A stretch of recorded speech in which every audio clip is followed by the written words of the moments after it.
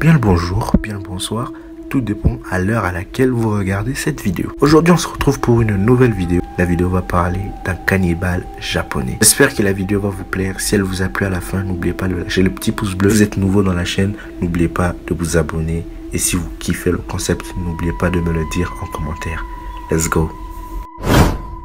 On va introduire le personnage. Le personnage s'appelle Monsieur Issei Sagawa. Mais dans l'histoire, on va l'appeler Monsieur Issei. Monsieur Issei est né le 26 avril 1949 à Kobe, au Japon. Il est le fils d'un richissime industriel japonais et d'une mère possessive. Dans les années 70, il a déjà fantasmé sur le cannibalisme, sur les jeunes femmes blanches, surtout plus blondes. Il tente de tuer une étudiante allemande au Japon en 1972 et est alors accusé de tentative de viol et de meurtre. Mais la victime accepte de retirer la plainte contre un dédommagement financier payé par son père. N'oubliez pas que c'est un richissime industriel japonais. Alors le fils ayant obtenu une maîtrise en littérature à l'université d'Osaka, le père, le richissime industriel japonais, décide de l'envoyer étudier la littérature comparée à Paris, France en 1980.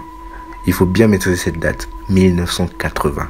Vous allez connaître pourquoi il faut maîtriser cette date. Le premier crime de Monsieur Issei commence le 11 juin 1981. Monsieur Issei attire une certaine Renée, une jeune néerlandaise de 24 ans, étudiant tout comme lui à la littérature comparée à l'université de Paris, dans son studio, sous le prétexte qu'un professeur lui ait demandé d'enregistrer un poème expressionniste allemand. Le jour même, alors qu'elle lisait le poème de Johann Robert, il la tue d'une balle de carabine dans la nuque, tiré à bout portant. Il réalise un enregistrement audio sur lequel on peut entendre la jeune fille réciter les vers en allemand sur la mort, puis le coup de feu étouffé par le silencieux de larmes, suivi par le son de la chute de son corps sur le sol. Puis il la viole.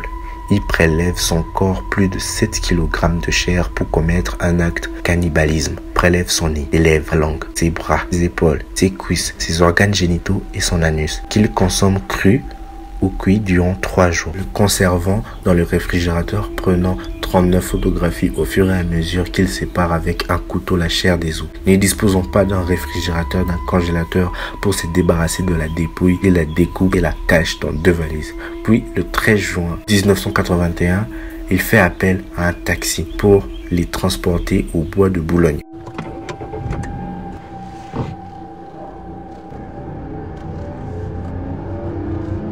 Où il trouve alors un caddie.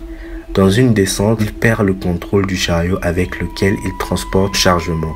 Les valises se renversent devant un couple d'amoureux qui l'apostrophe en raison de son comportement étrange et du liquide s'échappant de la valise. Il s'éloigne de plus en plus vite, plus rapidement possible, et laisse le couple découvrir un drap ensanglanté dans la valise. La brigade criminelle appelée sur les lieux et découvre des morceaux de cadavres. Le lendemain, la police lance un appel à témoins qui est entendu par le chauffeur de taxi.